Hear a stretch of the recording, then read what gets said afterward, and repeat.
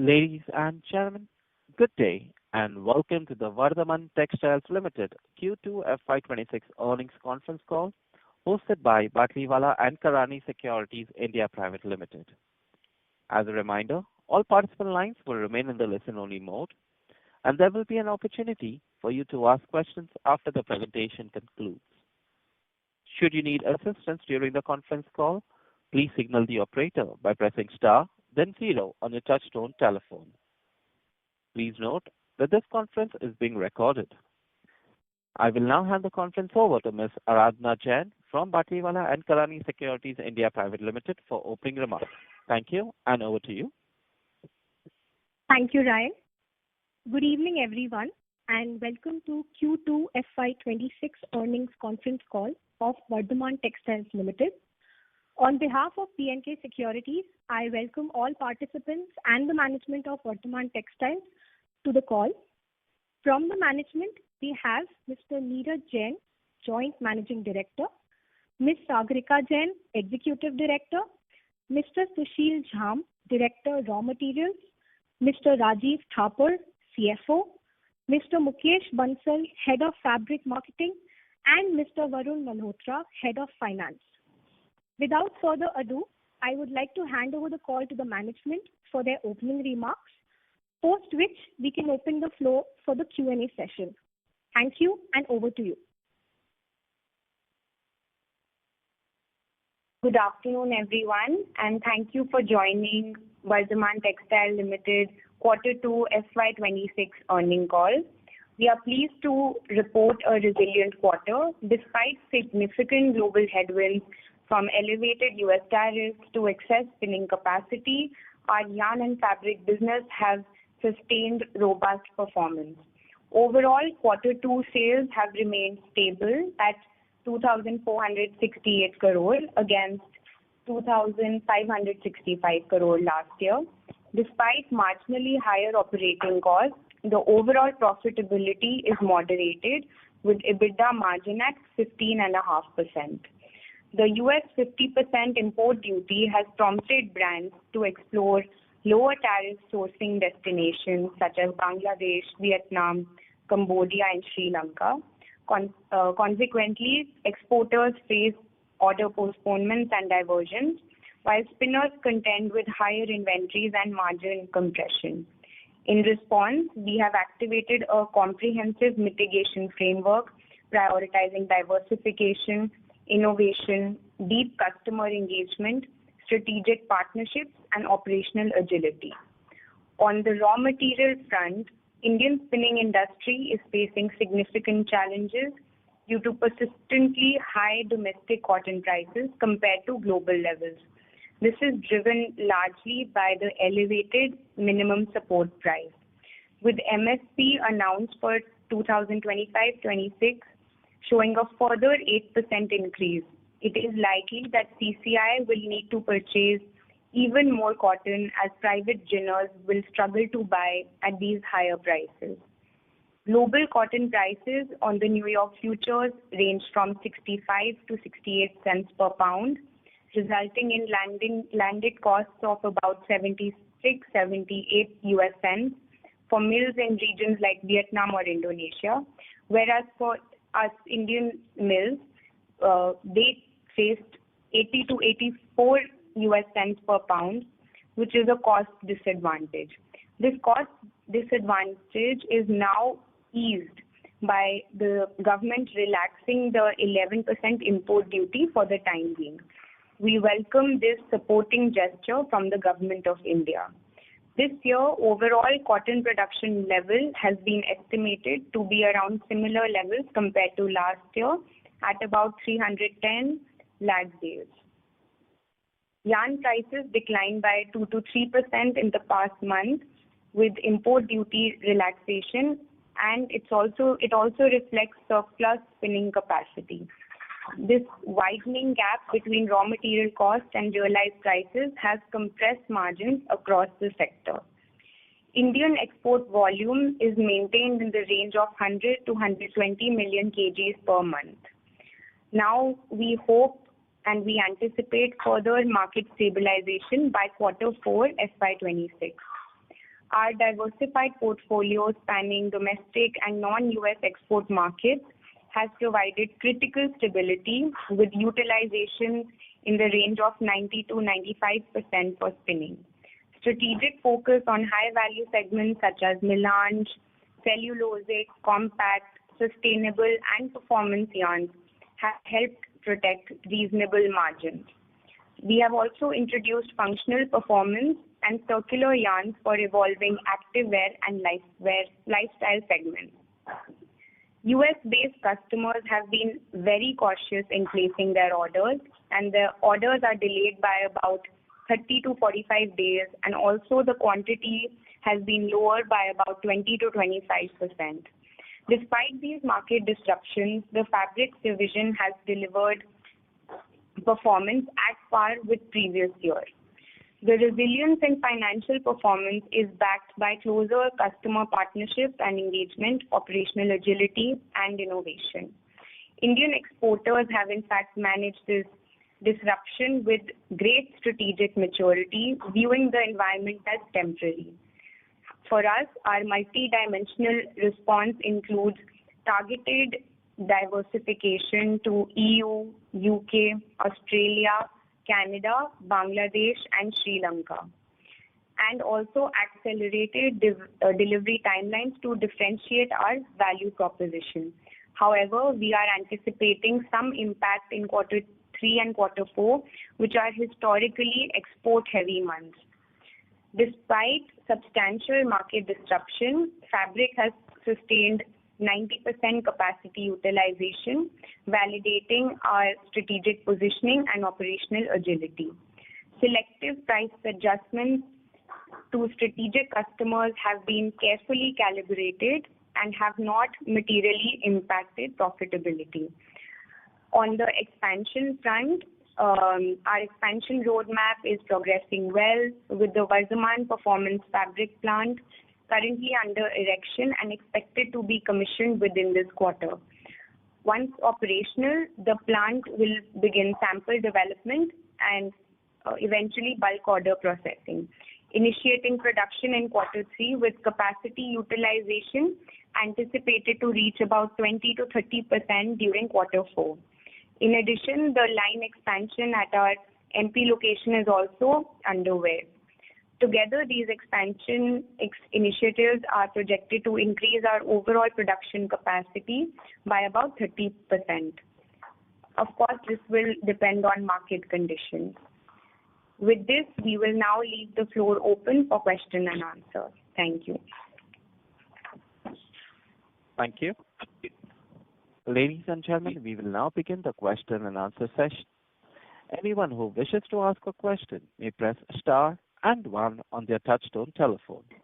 If you wish to remove yourself from the question queue, you may press star and 2. Participants are requested to use their handsets while asking a question. Ladies and gentlemen, we will wait for a moment while the question queue assembles. The first question comes from the line of Ridesh Gandhi from Discovery Capital. Please go ahead. Hi, sir. Just want to understand, you had indicated that you expect a normalization of spreads to potentially start from Q4 this year. Just wanted to understand the drivers that's leading us to believe that that's going to happen.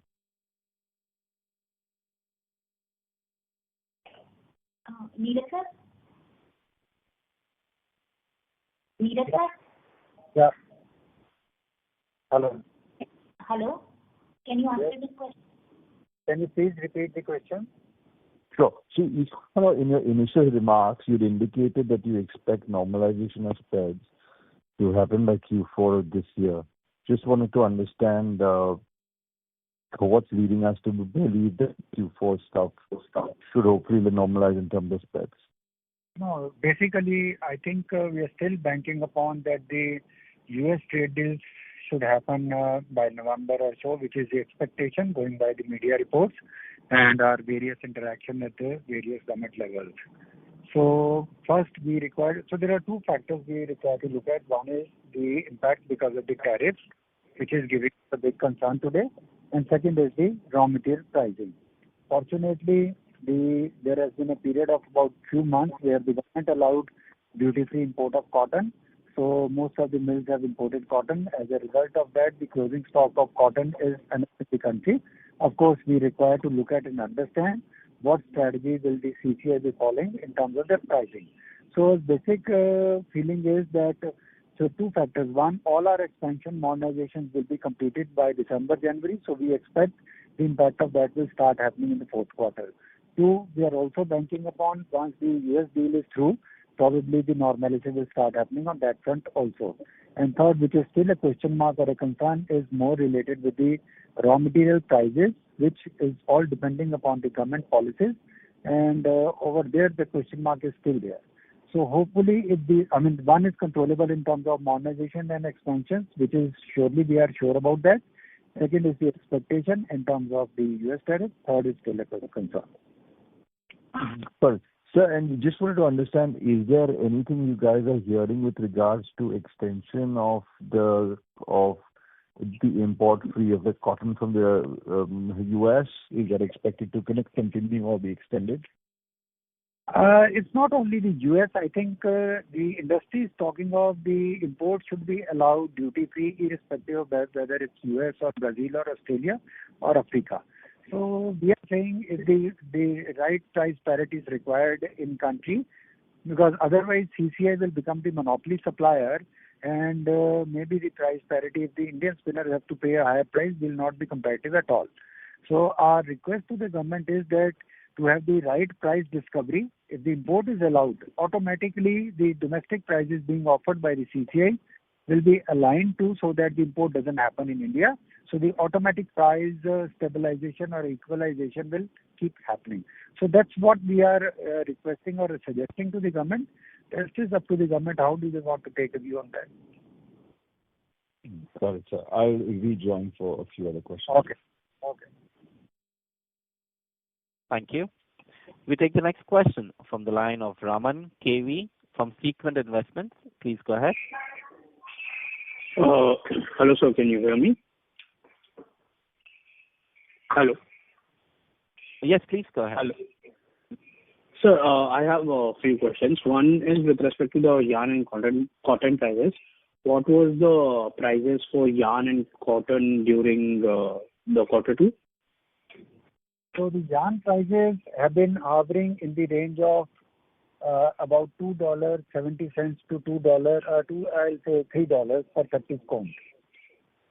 Per? From $2.75 to about $3. This is per kg, right?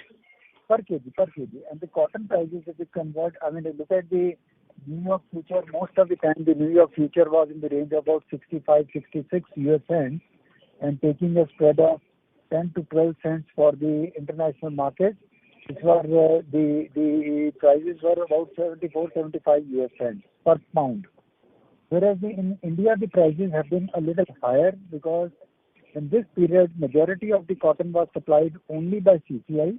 So normally our formula is that New York future plus 800 to 900 basis points for the cotton, whereas most of this period, CCI sold the cotton at New York future plus almost 13 to 14 US cents. So to that extent, the Indian cost was expensive, but the yarn prices get determined by the international prices.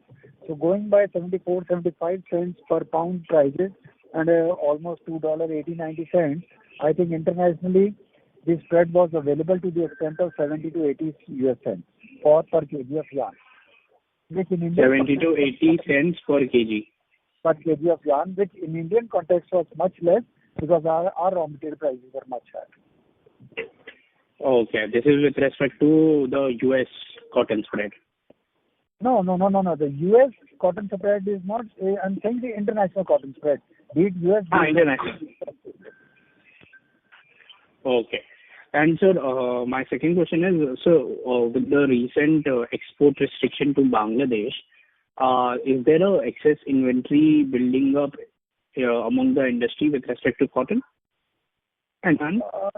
No, I think the cotton inventory definitely has increased in a big way nothing to do with that the export of cotton not happening to Bangladesh. There's more of lots of import of cotton has happened in this period. As I mentioned to you earlier, since the CCI was selling cotton at a much more expensive prices, so lots of cotton had come in India against the export obligation even before the duty exemption was not there.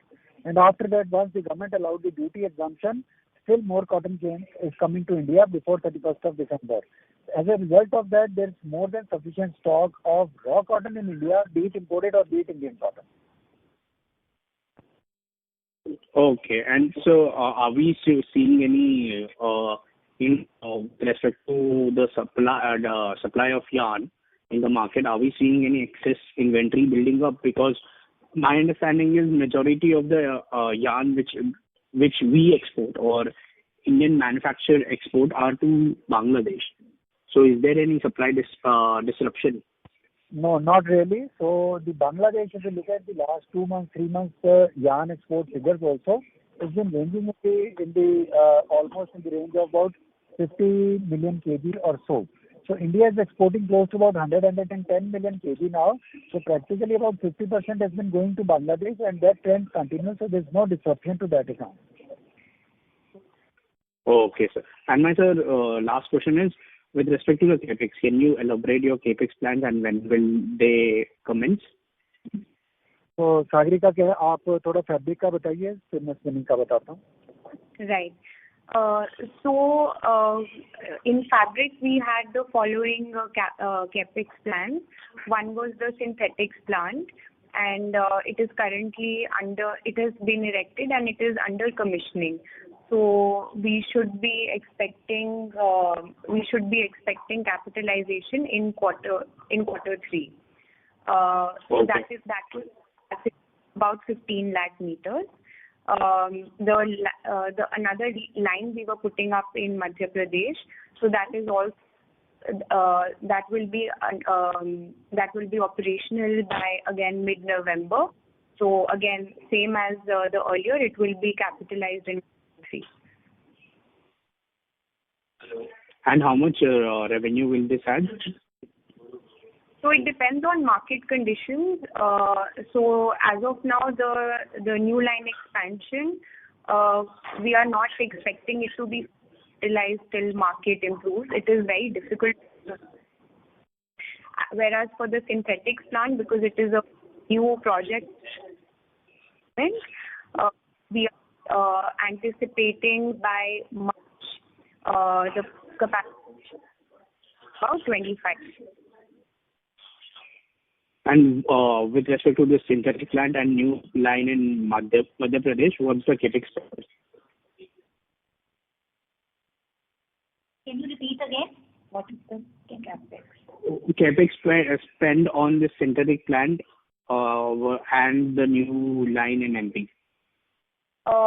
So the synthetics plant is up to about 300 crore, and the new line, the additional line is about 200 crore. Thank you, ma'am. Thank you. We take the next question from the line of Keshav Garg from Counter Cyclical Investments. Please go ahead.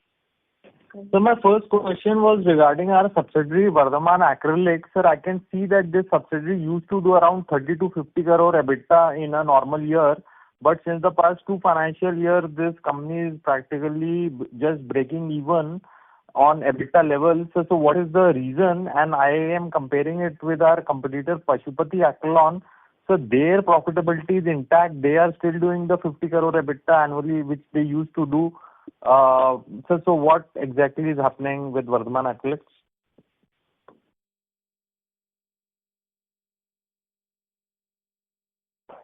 Neeraj sir? The acrylic demand in India has been coming down only. And if you look at there are only now 3 players left in India. So one is Indian Acrylics, second is Pashupati, and third is Vardhman Acrylics. Let's look at the overall business scenario, because the other 3 plants over the last 15-20 years have been stopped one by one. Indian acrylics today is running at only about, I understand from the market, only about 30 to 40% capacity utilization, which is the biggest plant in India. As far as Vardhman acrylic is concerned, we are running 100%, but of course there is a pressure on the margins. Second, Pashupati, I can't comment upon their profitability, but yes, they are running the full capacity. So our capacity is close to about 22,000 tons. Pashupati is close to about 33,000 tons, and Indian acrylics capacity, rated capacity is about 38,000 tons or so. Now, India, there are lots of imports happening from Thai and other industries. So there are two factors. One, the overall acrylic demand has been coming down because the price gap between acrylic and polyester has been kept increasing in last couple of years. Look at even the pricing today, practically acrylic fiber is almost double the price compared to, if not double, at least 70% higher than the prices of polyester. So as a result of that, there's been lots of substitution which has happened over a period of last 1 decade, where the more and more demand of acrylic is moving to the polyester side. So that's, there are pressures on companies like acrylic, which is where our technology and their technology is same. We are all excellent technology. So they have been exporting, or India has been importing lots of fibers from Thai. To avoid that, we've been looking at how do the pricing should happen, so at least we can continue to run our full operation, and we don't allow the imports to happen to the India. So that's the reason this industry is under pressure. And in any case, going by the Indian acrylics or the other one, I think the overall industry situation is not very positive as of now. And I think that's what the situation is on this front as of now. Okay, sir, understood. Sir, regarding the yarn spread, sir, is what you alluded to in the beginning, that by fourth quarter you expect the historical spreads to come back. So is that contingent upon firstly the some favorable deal happening with US and continued duty exemption for cotton? Of course, yes. Unless these two things are resolved too, we'll never be in a position to reach the historic margin. So these are the two preconditions, that we should not have any duty disadvantage, and also the cotton should be, or the raw material should be available to us at the international parity basis. Unless one of them is not there, it's not going to be possible to restore the margin. Right, sir. Sir, and sir, also that now that we are expanding in MP, sir, some peers are expanding in Orissa. So I just wanted to understand that what kind of subsidy package the MP government is giving as compared to Orissa government. So both the statements, we have studied both the governments, and of course I can tell you on a policy matter, of course, they can give higher subsidies to any companies on a case-to-case basis. But on a policy matter, the Madhya Pradesh, where we have applied for the land in PM Mitra Park, where the electricity rate is fixed about 4.5 rupees. Whereas for Odisha also the electricity is almost in the range of about 4.5 rupees, all inclusive cost. To the Odisha government is giving subsidy or capital subsidy, which is a little higher, in the range of about 30% or so, compared to 18 to 20% which Madhya Pradesh government offers. Also, the Odisha government gives you 5,000 rupees per person per month subsidy for 5 years for all the workers you are engaging. Primarily, it is on the garmenting, but they are extending it to the textile producers also. This subsidy is not there in Madhya Pradesh. Rather, this subsidy is available in Madhya Pradesh only on account of garmenting. On the textile products, we are not giving the subsidy. At the same time, the fourth big difference is that Madhya Pradesh government is giving the interest subsidy on the loans, whereas the same is not available in Odisha. So if you look at the overall scenario in both the states, I think there can be some small difference where Odisha could be a little more favorable in terms of subsidy, but not really any big difference. Sir, and finally, sir, now if assuming that both these things happen, that favorable duty from US and continued duty exemption for cotton, sir, so something like 15 to 20% of the yarn capacity domestically is shut So, will that capacity not again come back on stream? And if it does, then still do you expect the spreads to, stay at elevated levels despite so much capacity coming on stream? Yeah. So one, I think all the capacities which have been shut down, they are very, very small units. So the industry estimation is about 11 million spindles have got stopped. And if you look at the number of units which have got stopped are almost 1,000 units. So practically all this capacity is with an average capacity of about 10,000 spindles. There will be few which can be bigger, but the average is 10,000 spindles. For that industry to come back or to revive is practically very, very, a small quantity small numbers can still be back, but I think our feeling is more than 80-90% may not come back even if the area becomes better. That's one. Two, today what is happening because of the disadvantage India has, India is not expanding at all, and wherever these opportunities are there, the other countries are expanding. But one, both duty as well as the raw materials. Practically, it looks like that Indian spinners may be in a position to expand the capacity a little bit, which will be exportable in a bigger way. So even if once our raw material is in place and we don't have a duty disadvantage, we already have a UK FTA available to us. We are likely to have the EU FTA also. I don't think really that then will be a big issue. And in any case, if you look at before these 2-3 years, we've been competing with the world, and I don't think that's really any big concern. Unfortunately, last 4 years because of the duty and our policies, they're suffering more. But if it is an open market, anyone competing, anyone expanding, I don't think that's really a big issue. Great, sir. Thank you very much and best of luck. Yeah. Thank you. The next question comes from the line of Avanish Chandra from SNIFS Limited. Please go ahead. Congratulations management team on good set of performances, especially on the margin side.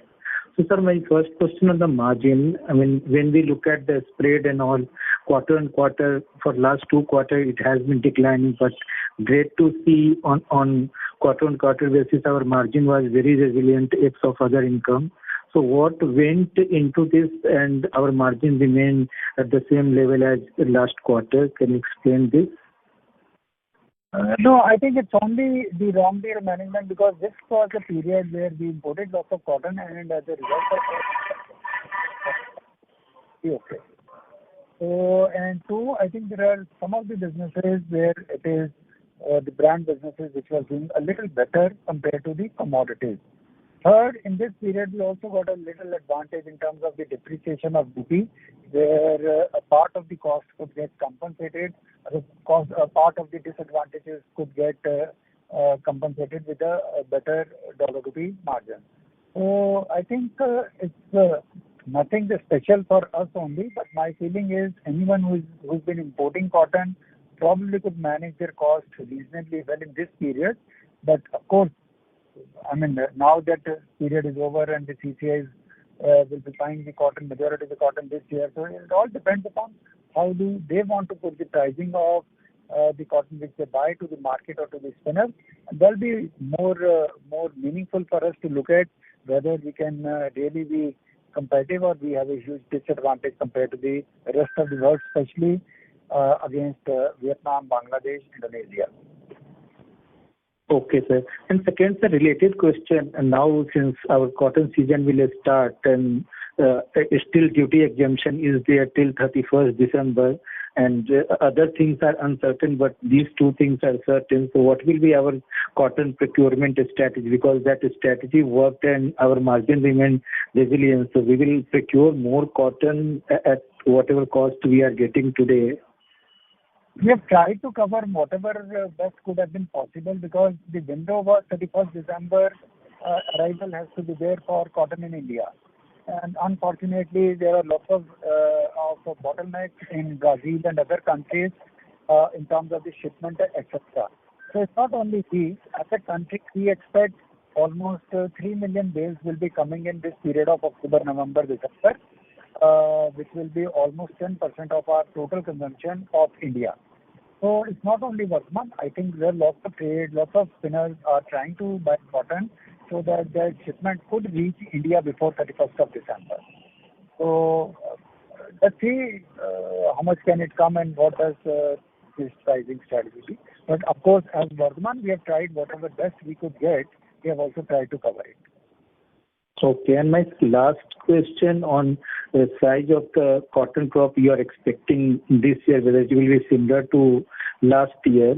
And second, on the capex side, you have explained and you are already executing your capex, but over next 2-3 years, will we be adding a spindle and all? Because in our capex plan, most of the things are either modernization or capex in the fabric segment. So on the spindle side, anything new will happen or any new plan?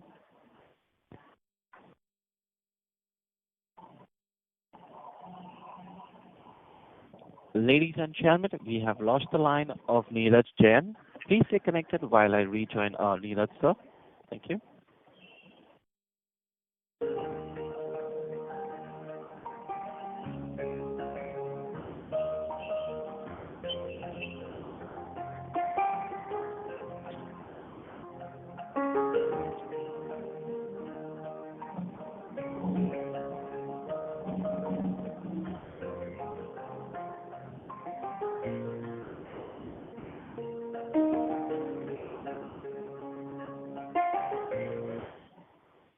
Ladies and gentlemen, we have the line of Mr. Neeraj Jain connected. Avnish, if you can please repeat your question. Okay. So, sir, my last question on two parts. One, on the capex side, you have explained everything in the presentation and you are executing well. But most of the things are on the spindle side, it is modernization and other capex are related to fabric. So any meaningful addition on a spindle you are planning or you will be announcing in the future first, and your view on cotton crop price in India for this year versus next year. So first, let me complete the question of the cotton crop. Our expectation of cotton crop is likely to be in the range of about 31 million bales or so, which will be a normal cotton.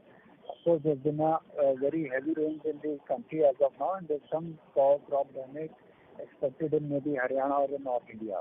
But having said that, the rains by and large has been good. So the crop has delayed a little bit, but it looks like as of now not major concern in the crop numbers. So we still expect maybe 31 million bales could be available in India. And in any case, as I mentioned earlier, since India has imported lots of cotton in last 6 months, including the last 3 months and the next 3 months up to 31st December, so in terms of cotton availability of stock, there should not be a concern in the India. Two, on the capex, we have lots of ideas in our mind, which is on the drawing board. But first, we have to look at our concerns getting sorted out as a country or as an industry. One, the US tariff. Two, on the raw material pricing. But we still believe that those things will get resorted to soon. And in Madhya Pradesh PM Mitra Park, we have taken almost 200 acres of land there. Well, lots of ideas in our mind. It may not be appropriate for me to disclose it as of now, but modernization has been only part that during this period we keep looking at our costs and we keep creating more flexibility and robust software so that we can sell to the market. But that's not the only thing we are looking at. Of course, there are lots of plans, but I think that can be rolled over only once our basic issues get resorted. And once that's there, I think we'll start announcing, because this piece of land which has been taken, again with the idea of expanding our company in next 1 decade or so. Okay, sir. Thank you very much and all the best. Thanks. Thank you. We take the next question from the line of Rajesh Jain from RK Capital. Please go ahead. Yes, thanks for the opportunity. I have 5-6 short questions. Sir, in the context of the new capex that is already live and some of which is going to go live in a few months, how much depreciation should we factor in per quarter going forward? Rajiv.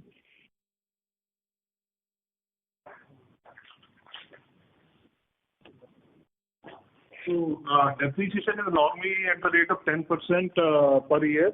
So capex for these two new projects, so far as the technical textile project is current, is around 350 crores, and process line 4 is 395, around 400 crores. So we can just get the estimated depreciation at the rate of 10% per year. Yes. So for example, this quarter your depreciation was 114 crore this quarter in the September quarter.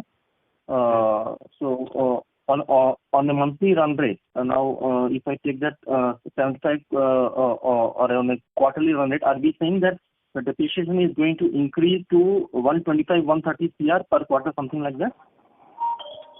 When the projects will become operational, apart therefrom, there is the modernization program also going on, which is yet to be completed. Some additional depreciation may come on that count also. Okay. So a little north of 130 CR. Exact amount I cannot calculate right now. It's just estimated. Okay, fine. And so my next question is on the UK FTA. When can we see the ground impact and any significant business triggers so far as our business is concerned? So yes, yes, sir. So UK FTA has definitely happened, and we are also we've seen the news that EU FTA also there are positive signs. Now, realistically, it will take a few months for on-ground impact.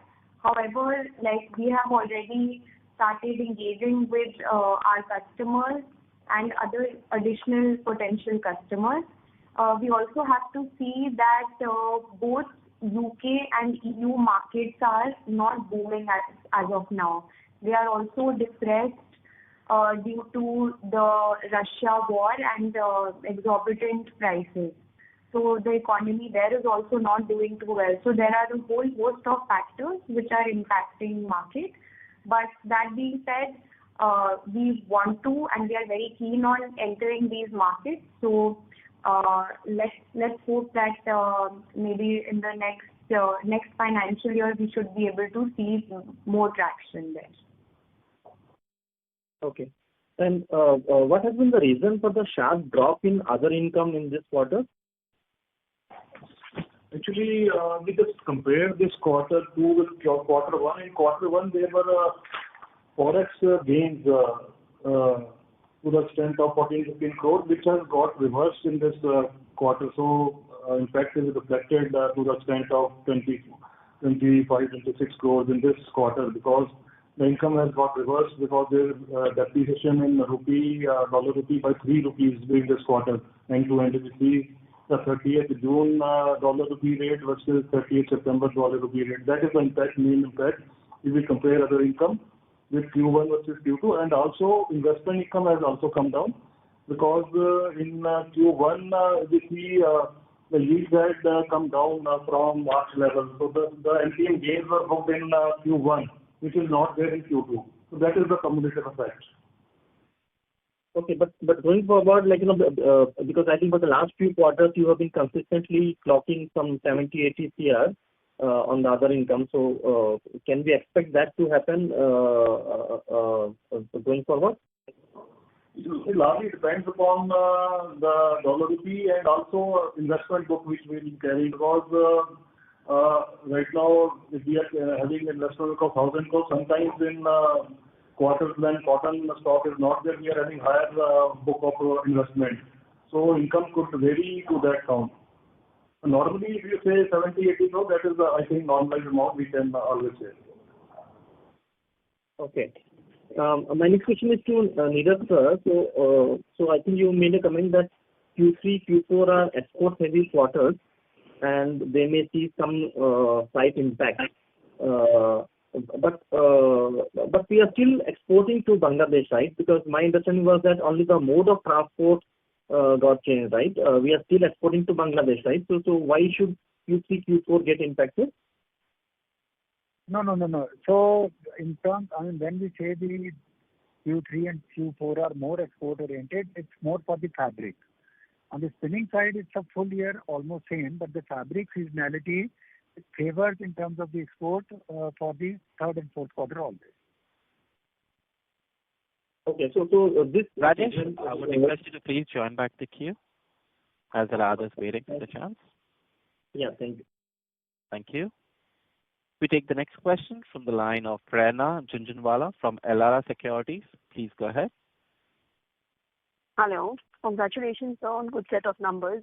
So first question is to understand the impact of cotton. How is the profitability in yarn and fabric? Whether we should allocate the entire profitability increase to yarn because this is largely improvement of cotton, or is there any difference in opinion? Can you reply this? Hello? Hello, am I audible? Can you reply on the other income part? No, without other income. I'm talking about gross margin, you can say. Sorry? Like without other income, we are asking. Prerna, can you repeat your question without other income?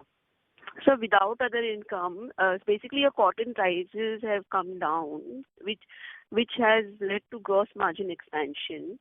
So should we allocate this entire increase in profitability to yarn segment, or fabric will also be positively impacted with this? And what should be the extent of this increase? Industry-wide, the thing should be good. It will be in both the businesses. The impact of cotton improvement will go directly 100% to the spinning business only. But at the same time, since this US issue has come in, the prices of yarns have been coming down only. So to that extent, some benefit will go to the fabric division because their raw material prices comes down.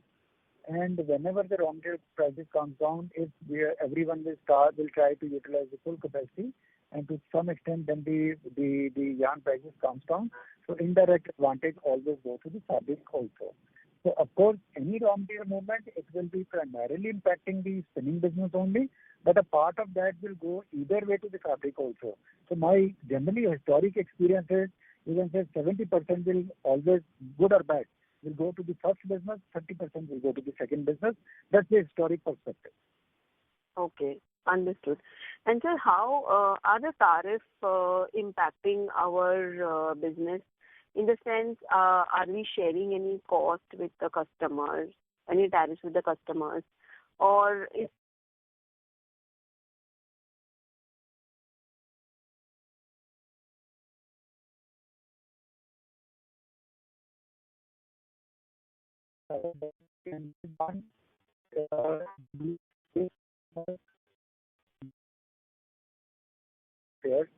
They have to retain the customer. They have tried to pass on the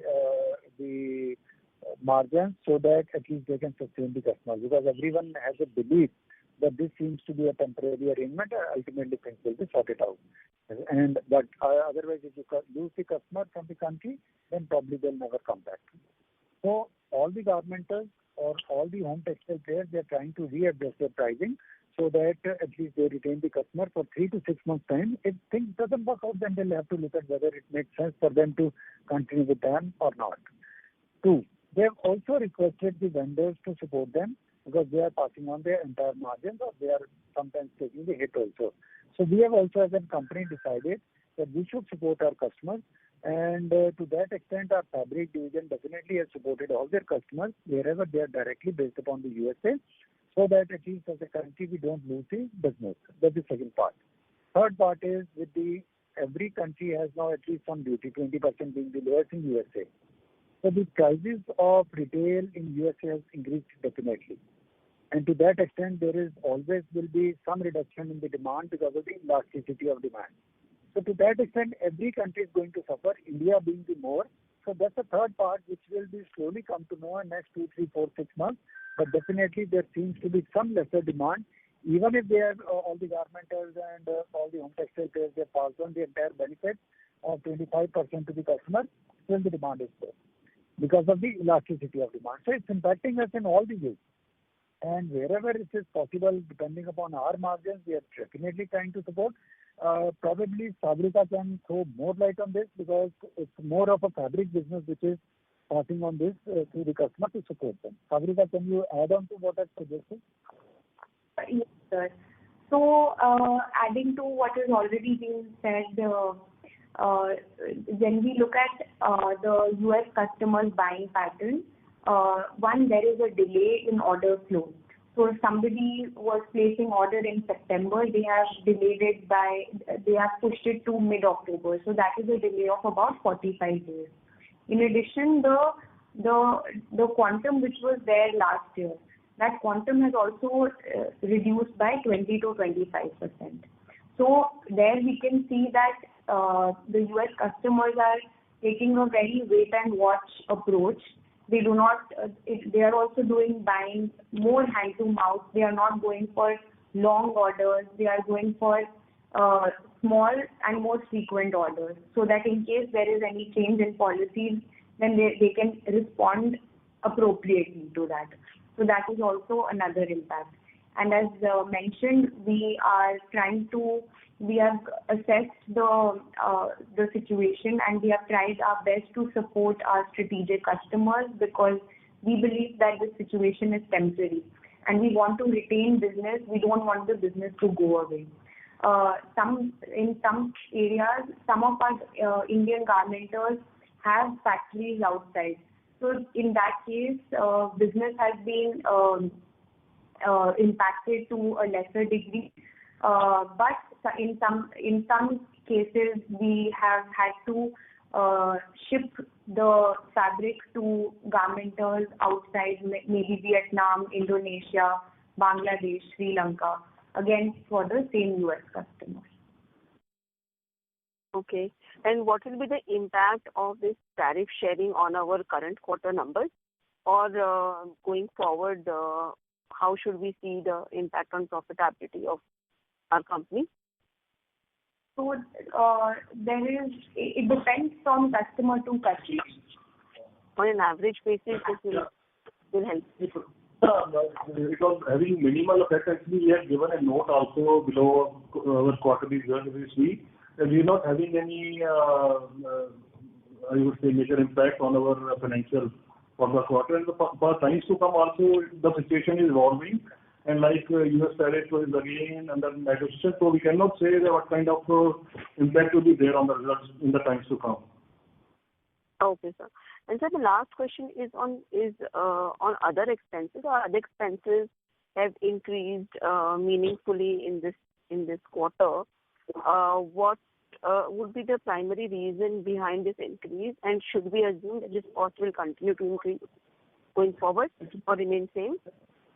Expenses actually having composition of manufacturing expenses, administration expenses, selling expenses, and power tool also. So if we just compare it with Q1, it has increased by about 30 crores, I would say, and it is having 5 components. Some plant and machinery repairs have increased by close to 10 crores.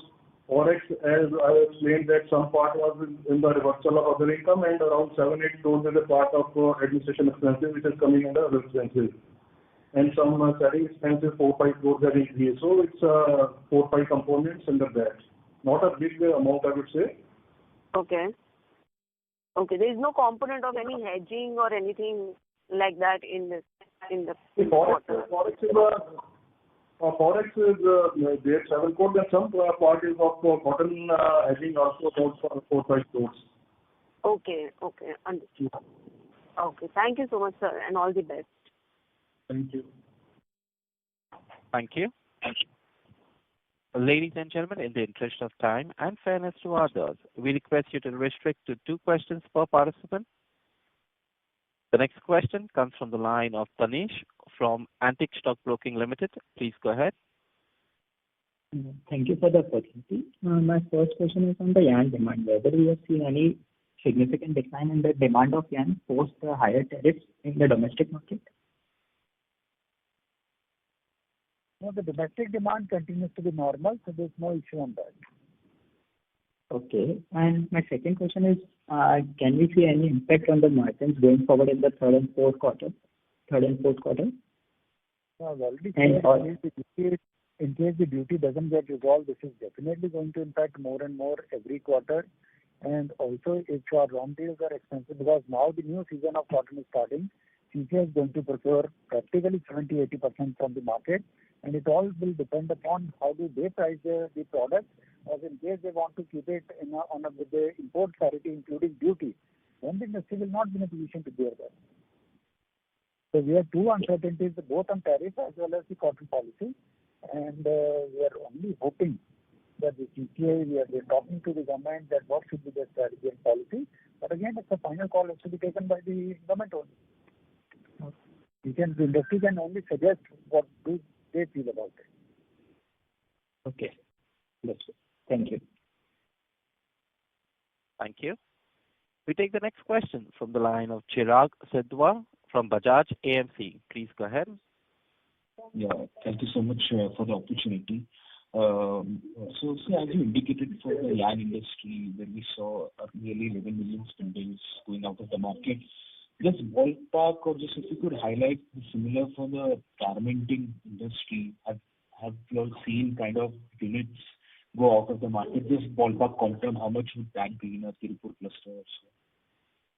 You know, the expectation of US customer is that 25% will still bear with you. Of course, the competing countries are at 19% or so. So most of the US customers have said 25%, they will be up to 25%, they'll bear that. And the remaining 25%, which is there only in India, has to be borne by the Indian garmenter. Now, if you convert this 25% to the duty, so the garmenter has to reduce the price by 17-18% to nullify this 25%. Because on 100, if you reduce 17%, the duty will be on 83, the 25%, which becomes about 17-18%.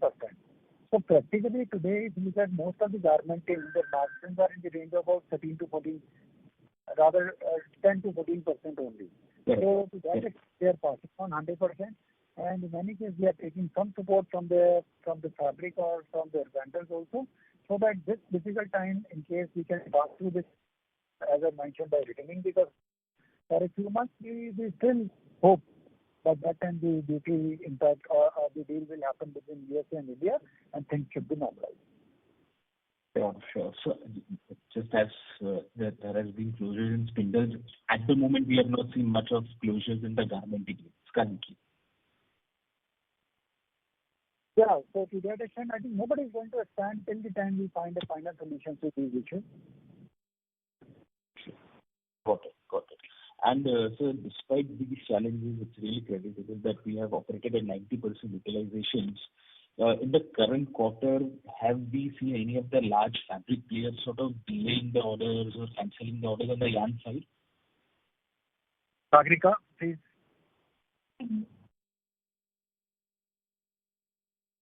So far, no cancellation of orders, but yes, there are some postponements and some delays.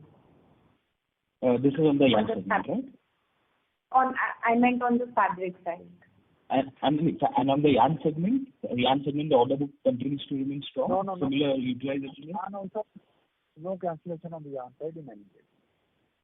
Got it. And so just finally, the current, say, yarn or spreads as current spot trends versus Q2, have we seen a decline in the yarn prices, or it's similar to the Q2 levels at the moment? No, the prices have come down surely. Of course, it's been coming down as the cotton prices came down. So lots of Indian spinners, they bought the cotton, and we also started supplying to the China also, which earlier we were not in a position to do that because of the higher cotton prices. So practically, if you look at cotton, the yarn export numbers, that's maintained in spite of all these issues and difficulties. But to maintain that, of course, prices have come down. Got it. Sure. Okay, so thank you so much. Thank you. We take the next question from the line of Krunal Shah from Enam Holdings. Please go ahead. Yeah, hi. This is Krunal from Enam Investments. Thank you for the opportunity. So I have one question. In the annual report, you mentioned that we are doubling the garment manufacturing capacity that we currently have. So I understand that it is on a very small base, but does that indicate any change in our stance towards garment manufacturing in the longer run?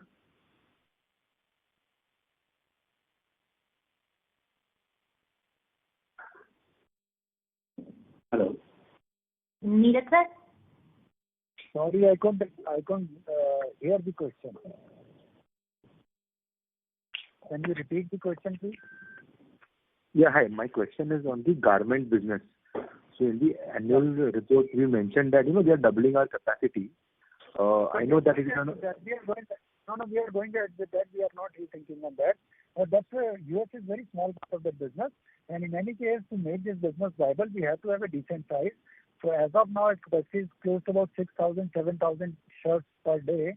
So we are doubling it in any case. Okay. No, the point is that does that indicate, we had a stance that, we didn't want to go too much into garmenting because of the labor issues involved around it. So does this indicate, that... I say, the business has definitely done better, and we feel still not very sure whether we can take it up as a full business or not. But right. Definitely is to try it. But 6,000 is too small a capacity, and almost 35 rupees, 40 rupees is a fixed cost per shirt, which is almost like 6, 7, 8% of their capacity. And in case we are in a double that capacity, the fixed cost will be practically zero. Additional will be practically zero per shirt basis. Okay. So I think it makes sense to make viable this unit at least, and then final call will take a later. Okay. Got it. Great. Thank you. That's it. Thank you. We take the next question from the line of Raja Kumar Vaidyanathan from RK Invest. Please go ahead. Yeah, good afternoon. Can you hear me? Yes, please go ahead. Yeah. So the first question is this rupee depreciation against the US dollar. So we have not seen the full impact in this quarter because in the other income, and I also see in the cash flow there was some derivative losses there. So I just want to know, so should we assume that there will be some upside in the coming quarter if the rupee depreciation stays? He has closed at around 88 rupees 75 or 80 paisa as of 30th September. So for the, if you just see rupee today, it's I think 1 rupee 87.80. So it has appreciated by 1 rupee from 30th September. So it depends that what kind of situation will be at the end of say 31st December or subsequent quarters. On that basis, it will be worked out as a kind of maintain gains or losses are there. Okay, got it, sir. Sir, just one more housekeeping question. So, sir, this is with reference to your associate Vardhman Yarn and Threads. I just want to know whether that associate is also able to maintain the margin compared to June and September.